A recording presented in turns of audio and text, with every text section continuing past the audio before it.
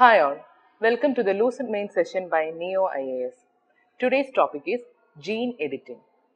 To do this, we are going to look at our topics and they are: why in news, what are genes, what are they made of, DNA and RNA, where do they come from, functions, gene editing technology, how does it work, what is genome editing used for, what is his research on, what is CRISPR-Cas9, how does this CRISPR-Cas9 work, what are the pros of gene editing and what are the cons of gene editing, what are the risks associated with gene editing and what are the concerns, how is this technology being regulated worldwide and way forward. First we can look why this news came in. Okay, so a Chinese academic, he recently claimed that he had successfully created the world's first genetically edited babies. The Chinese researcher He Jianqi of Southern University of Science and Technology in Shenzhen created an international sensation with his claim that he had altered the genes of a human embryo that eventually resulted in the birth of twin girls. In the case of newborn Chinese babies, the genes were edited to ensure that they do not get infected with HIV, the virus that causes AIDS, according to the claims. That is why this came in news. Before going directly into the topic, that is gene editing, first let me explain what are genes and its functions, etc. So, moving on, what are genes? So, as you all know, gene, it is the basic biological unit of heredity. It is a segment of deoxyribonucleic acid, that is DNA, needed to contribute to a function. So, an official definition, that is, according to the official guidelines for human gene nomenclature, a gene is defined as a DNA segment that contributes to phenotype or function. In the absence of demonstrated function, a gene may be characterized by sequence, transcription, or homology. The genes contain the bioinformation that defines any individual. Physical attributes like height, skin or hair color, more subtle features like intelligence or eyesight, susceptibility to certain diseases, and even behavioral traits can be attributed to the information encoded in the genetic material. Genes are a section of DNA that is in charge of different functions like making proteins. Long strands of DNA with loads of genes make up chromosomes. And these DNA molecules are found in chromosomes. And these chromosomes are located inside the nucleus of cells. Each chromosome is one long single molecule of DNA. This DNA contains important genetic information. Chromosomes have a unique structure which helps to keep the DNA tightly wrapped around the proteins called histones. If the DNA molecules were not bounded by the histones, they would be too long to fit inside the cell. So, here you can see the difference between a gene and a DNA.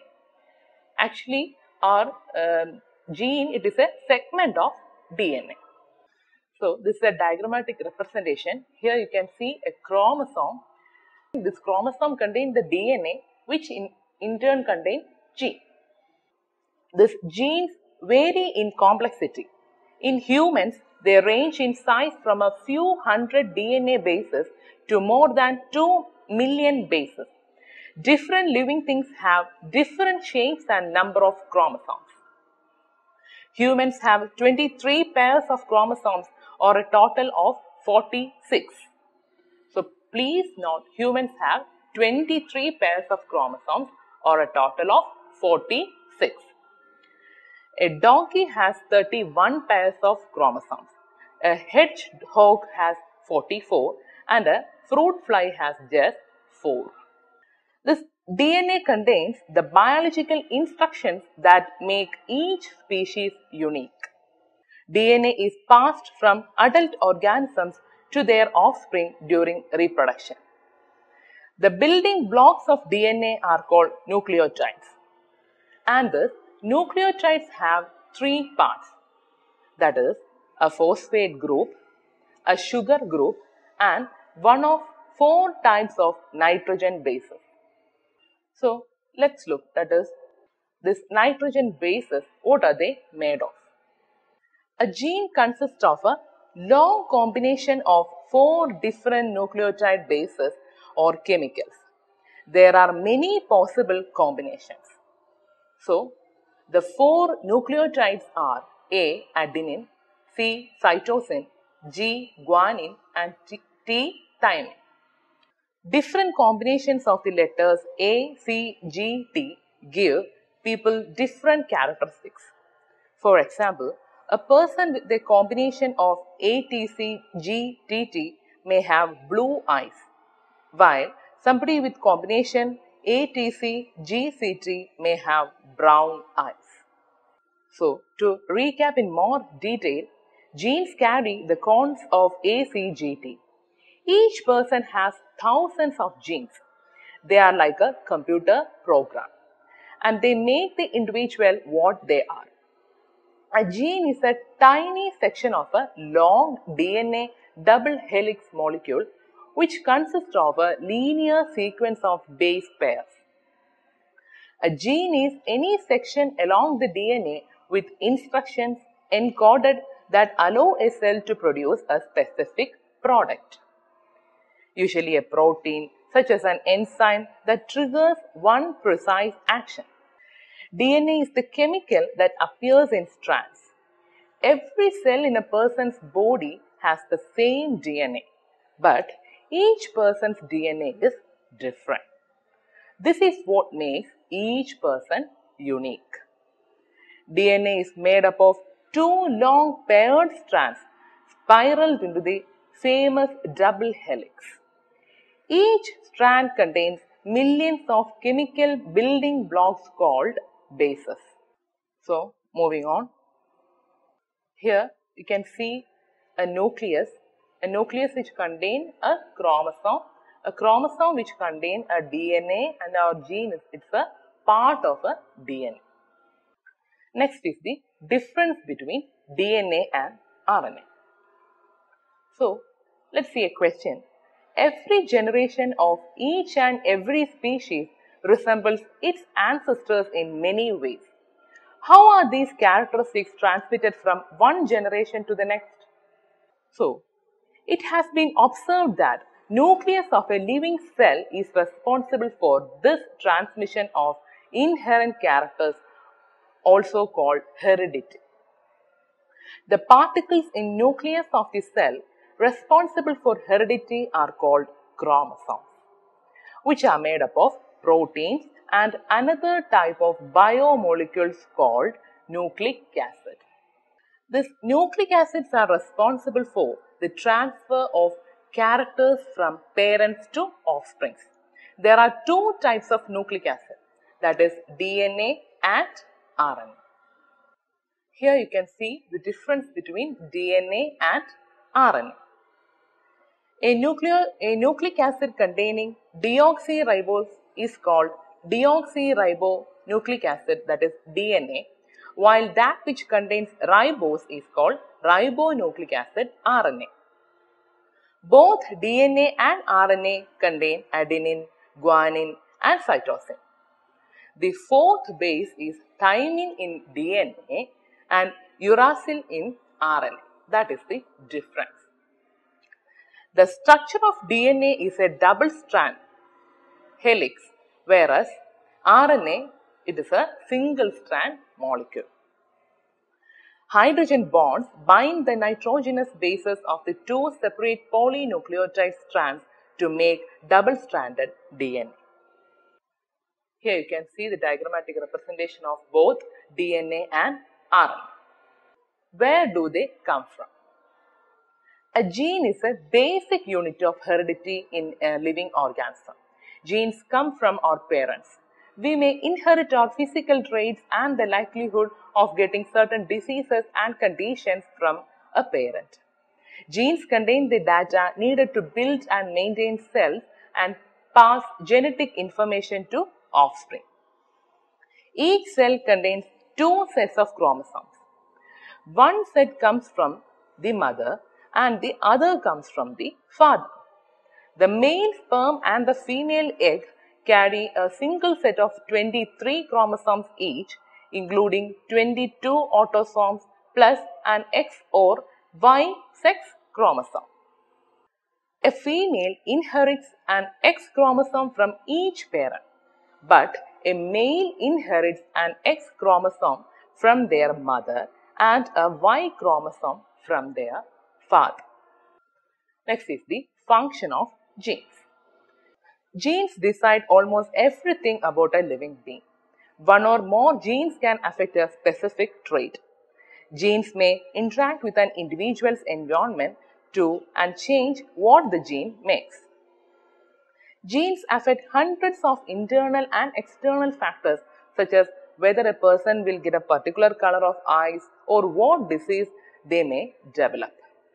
Some diseases such as sickle cell anemia and Huntington's disease are inherited, and these are also affected by genes. So, coming to our topic, that is gene editing. So, what is gene editing?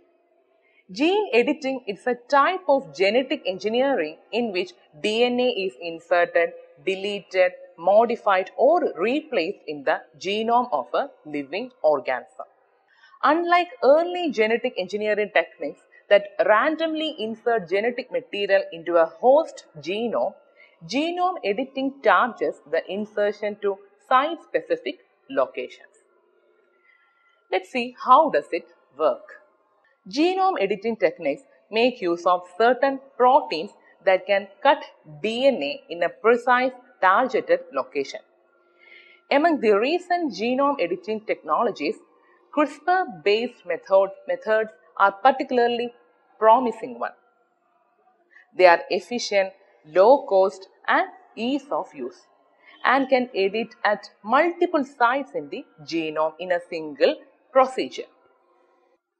Here you can see, it's a diagrammatic representation. Here you can see the gene editing in detail. Here you can see a normal gene, a guide molecule is there and a DNA cutting enzyme is there and it is finally changed. A new gene editing is done in this gene. Moving on, what is genome editing used for? Most uses of genome editing have been in scientific research, for example, to investigate models of human disease. Genome editing has the potential to alter any DNA sequence, whether in a bacterium, plant, animal or human being. It's a powerful tool that can reshape the way society deals many issues of healthcare, food scarcity and the environment. Crops and livestock. For example, increasing yield, introducing resistance to disease and pests, tolerance of different environmental conditions, etc. Then in industrial biotechnology, example, developing third generation biofuels and producing chemicals, then materials and pharmaceuticals. Also it is used in biomedicine. For example, pharmaceutical development, xenotransplantation, gene and cell based therapies, control of insect-borne diseases, etc. Then reproduction. Example, preventing the inheritance of a disease trait. Then engineering mosquitoes to control malaria and dengue. It can help fight against blood-related disorders such as hemophilia, sickle cell anemia and beta thalassemia. All such applications together can drive India's economic growth over the next decade to new heights. Next, we can see engineered nucleases. Enzymes which cut DNA are known as engineered nucleases. DNA is inserted, deleted or replaced in the genome of a living organism using engineered nucleases or molecular scissors. Currently, there are 4 families of engineered nucleases which are being used, and they are: first one, meganucleases, Second is zinc finger nucleases, that is ZFN. Third is transcription activator like effector based nucleases, that is TALEN. Then fourth one, clustered regularly interspaced short palindromic repeats, that is CRISPR-Cas system. These nucleases create site-specific double-strand breaks, that is DSBs, at desired locations in the genome. The induced double-strand breaks are repaired through the end joining or recombination, resulting in the targeted mutations. So, let's see what is his research. The Chinese researcher He Jianqi, he worked with 7 volunteered couples wherein each couple had one partner who has HIV positive. The aim was to ensure that HIV is not transmitted to the child. He used CRISPR-Cas9 technology, which works like a genetic cut and paste tool that allows researchers to permanently modify genes in living cells and organisms. Under the technology, he edited the genomes of 16 embryos to disable a gene, CCR5, which allows HIV to infect cells. He then used the in vitro fertilization, that is IVF technique, to implant edited embryos that led to the birth of genetically edited babies. The changes so made are inheritable and passed on to descendants. This is his research. Next, we can see what is this CRISPR-Cas9. This CRISPR, that is clustered regularly interspaced short palindromic repeats, are sections of DNA and are sections of genetic code containing short repetitions of the base sequences followed by spacer DNA segments. This CRISPR-Cas9 technology behaves like a cut and paste mechanism on DNA strands that contain genetic information. The specific location of the genetic codes that need to be changed or edited is identified on the DNA strand, and then using the Cas9 protein, which acts like a pair of scissors, that location is cut off from the strand. CRISPR, it is a dynamic, versatile tool that allows us to target nearly any genomic location and potentially repair broken genes. It can remove, add or alter specific DNA sequences in the genome of higher organisms. This Cas9, that is CRISPR-associated protein 9, it is an enzyme. It uses a synthetic guide RNA to introduce a double-strand break at a specific location within a strand of DNA.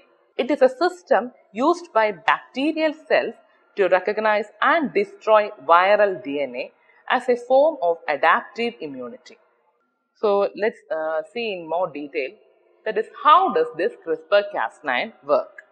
CRISPR scans the genome looking for the right location and then uses the Cas9 protein as a molecular scissors to snip through the DNA. This Cas9 endonuclease guide RNAs to direct it to a particular sequence to be edited. The genetic sequence of the RNA matches the target sequence of the DNA that has to be edited. We have already discussed the RNA and DNA. When Cas9 cuts the target sequence, the cell repairs the damage by replacing the original sequence with an altered version.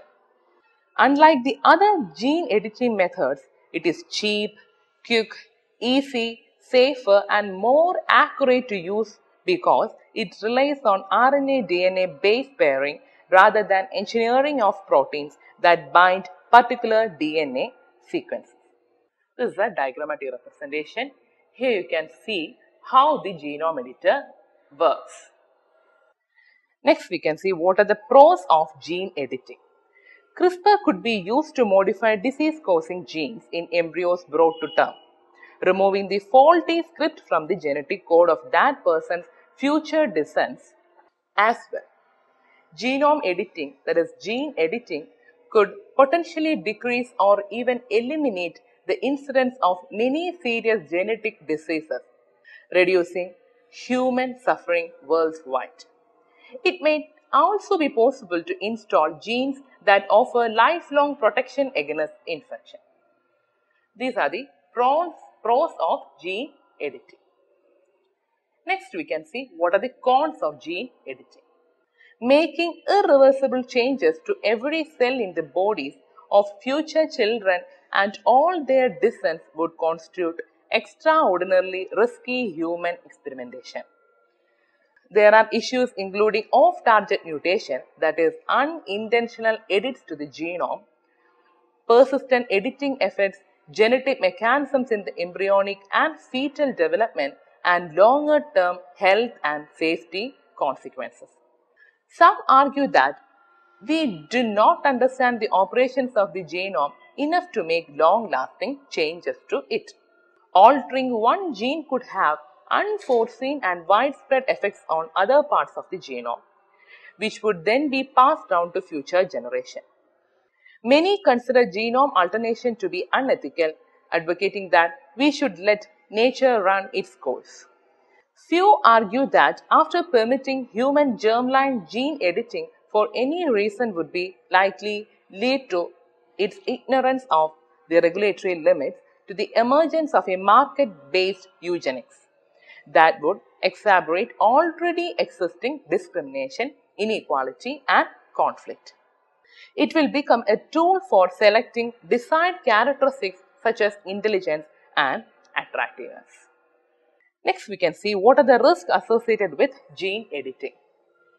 This genome editing can sometimes turn into a potential weapon of mass destruction when it is conducted by countries with regulatory or ethical standards different from Western countries, and hence probably increases the risk of creation of harmful biological agents or products. Low cost and accelerated pace of development of this technology and its deliberate or unintentional misuse might lead to a far-reaching economic and national security implications. It could lead to the manufacture of biological weapons by potential bioterrorists who might use the knowledge to create vaccine-resistant strains of other pox viruses such as smallpox that could affect humans. What are the concerns? First, we can see the complications. Modifying the DNA of an embryo to create a designer baby may have many consequences, including long-term ones affecting the species. In this case, disabling of the CCR5 gene is known to lead to higher risks such as heightened susceptibility to flu. Next concern is related to the targeting. The CRISPR-Cas9 technique is also controversial because it is known to cause damage by off-target editing that damages untargeted genes. Since the changes are inheritable, the gene-edited babies may even have to forego having children if any negative genetic traits are witnessed in the course of their life. Next concern is related to the population composition. Genetic editing in humans with customized traits could empower eugenicists and races, thereby encouraging selective breeding of the human population by eliminating undesirable traits. Next is related to regulation. Gene editing is banned in most countries including China. In the UK, where gene editing of embryos is permitted only after strict regulatory approval. Hence, many people from the scientific community have asked for moratorium on editing human embryos. The scientific, commercial and ethical implications of this technique have to be researched further before getting it implanted on a large scale. We don't know the full implications of inheritable gene editing. If such experiments lead to undesirable or debilitating effects on the selected human embryos, that would constitute a serious violation of human rights. If such gene editing becomes successful, there are concerns it will open an undesirable door to eugenics, creating classes of genetic have and have-nots in the society. When scientists in 1970s discovered how to fertilize human eggs in test tubes, there was apprehension that this might lead to people cherry-picking only high-quality parents for their children. As it turned out, those fears were unfounded and the discovery became one of the greatest boons for people who were infertile and couldn't have children. So, it actually depends on how we are using. Next is, how is this technology being regulated worldwide? The United States has banned federal aid from being used to support germline editing. In the United Kingdom, one can apply to the regulatory body for a license to edit the genomes of a human embryo, but only for research work. The embryos have to be destroyed within 14 days. The recently held International Summit on Human Gene Editing announced that it would be irresponsible to proceed with any clinical use of germline editing until the relevant safety and efficiency issues were resolved. In India, there is no law for forbidding research laboratories and private companies from using the technology to experiment on embryos. However, the Drug Controller General of India is trying to use interpretations of existing laws on drugs to clamp down on improper use. The guidelines listed by the Indian Council of Medical Research state that germline editing is forbidden. Next is the way forward. The technology needs enabling policy to ensure their outcomes are in line with the spirit of their promises. Next, the government, it needs to improve infrastructure and access to funds and spur innovation. India needs to reform its regulatory structure to expedite approvals and make it easier to conduct research. Next, promoting indigenous gene editing research is important to make treatments available at affordable price. Next one, clinical trials need to be contingent on robust demonstration of safety and efficacy. A two-step model wherein the government works with the industry and research groups to accelerate clinical research is recommended. Responsible use of gene editing could be the remedy for some of India's problems. This is India's chance to tailor this cutting-edge tool to its own requirements and ensure affordable healthcare to its people. So, that's all regarding the topic, and thank you for listening.